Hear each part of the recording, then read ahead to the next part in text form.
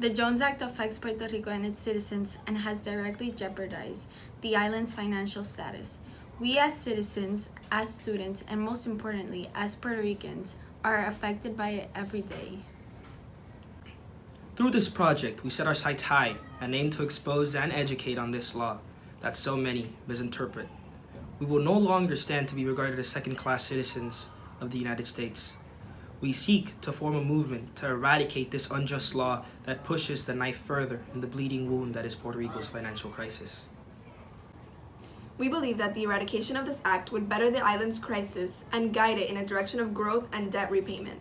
The 10-day break that was given after Hurricane Maria was not enough, but it did show the positive effects its removal would have on the island. We will not stand for any law that jeopardizes our island. We will not stand for this. People often wonder why living in Puerto Rico is so expensive. In this video, we explain that the coastal shipping law that contributes to Puerto Rico's high cost of living. This law creates challenges for other people living in other ports connected to the United States, such as Hawaii, Alaska, and Guam.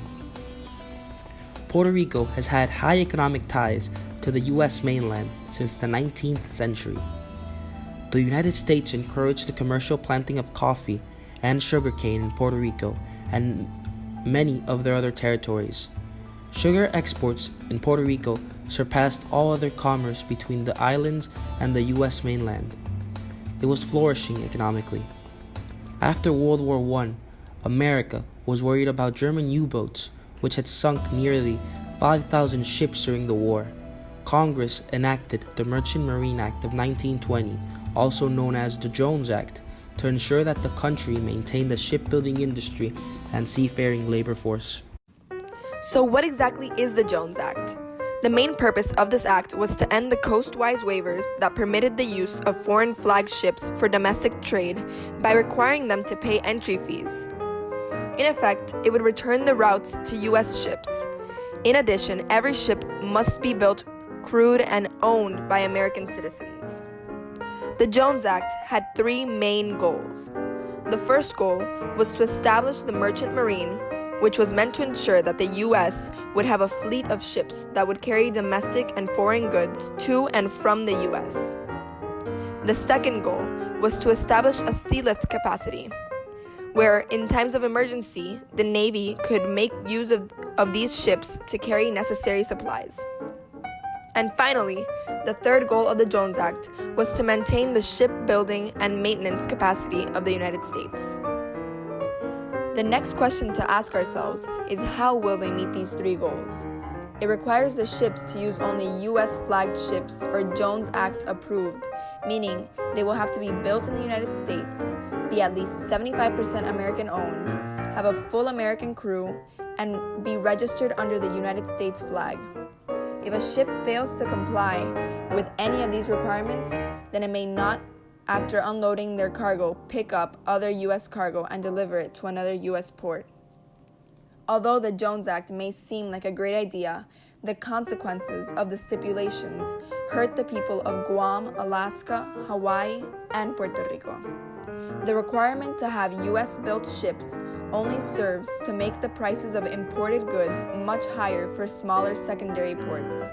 This is because of the lack of competition in shipyard building and ocean carriers. Compared to China, for example, who make 295 1,000-ton ships per year, the U.S. only makes 2. There are only 7 shipyards that make this type of vessel in the U.S., 4 of which who exclusively make them for the Department of Defense, leaving only 3 for the Jones Act. U.S. carriers must make up an additional $164 million in shipping.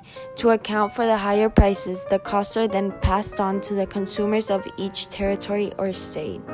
So, how effective are these 3 protectionist goals?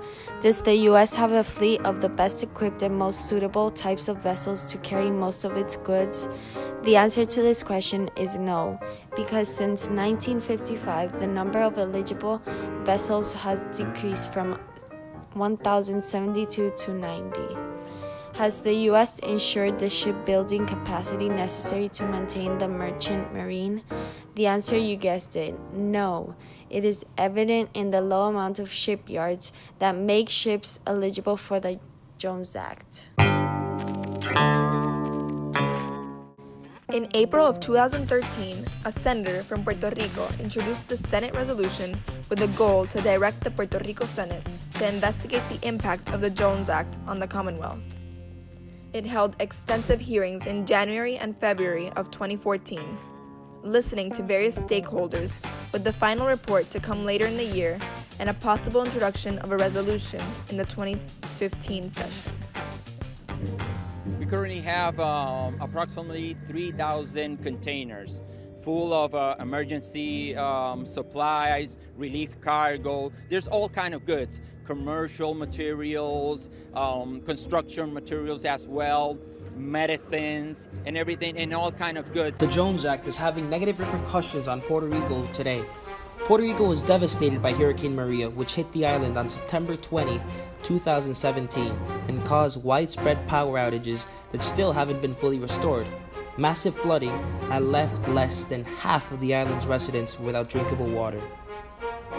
Aid and relief efforts, which have been transported by boat and aircraft, have been slow-moving compared to those that helped Florida and Texas immediately following destructive hurricanes last year.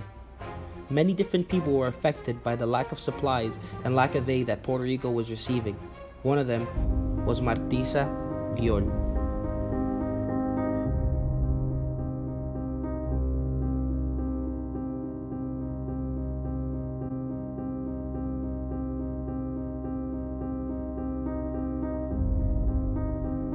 As bad as it looks on television, it's actually worse in person. It's a terrible immediate situation that requires assistance from the federal government, and not just financial assistance. We're also going to have to provide capacity there.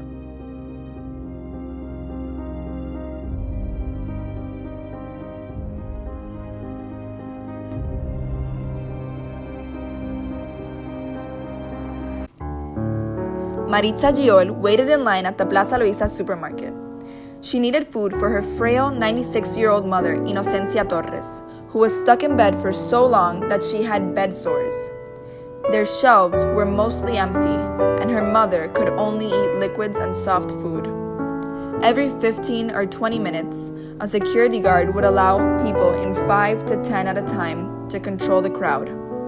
She shuffled forward little by little and was grateful that the line was not too long. Once inside, she hoped to grab basic staples like rice and some canned goods. She hoped to see vegetables or viandas like yuca or plantains that she could mash for her mother. If not, she would move on to the next line. She stated, "I'll go to another supermarket and then the next if I have to, until I find what I need. I can't leave mommy without food." She was not begging. She ran after a fuel truck and pleaded with the driver to sell her some diesel for the generator to help her mom. She didn't walk away with enough, but she walked away with something. She stated, "We lived through Hugo and George, naming two powerful hurricanes that hit Puerto Rico in recent times, but none of these storms were like this." There was not enough food or supplies coming into Puerto Rico to feed the millions that had just suffered a Category 5 hurricane. Trump finally decided to waive the Jones Act at the request of Puerto Rico's Governor Ricardo Rosselló.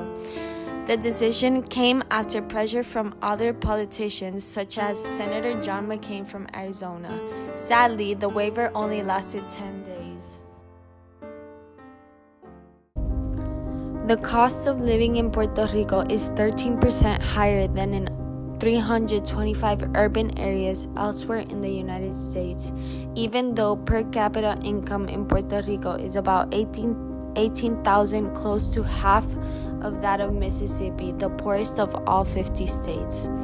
A 2012 report by two University of Puerto Rico economists found that the Jones Act caused a $17 billion loss to the island's economy from 1990 through 2010. Other studies have estimated the Jones Act damage to Puerto Rico, Hawaii, and Alaska to be 2.8 billion to 9.8 billion per year. According to all these reports, if the Jones Act did not exist, then neither would the public debt of Puerto Rico. The U-boats are gone, and a protectionist law has been exposed. The crony capitalism of the Jones Act does not protect anyone, and it is choking the economy of Puerto Rico. If the United States has any interest in the hurricane-battered people of Puerto Rico, it needs to take the law off their necks, and now. This is not just about recovering from Hurricane Maria. It is also about Puerto Rico's long-term future.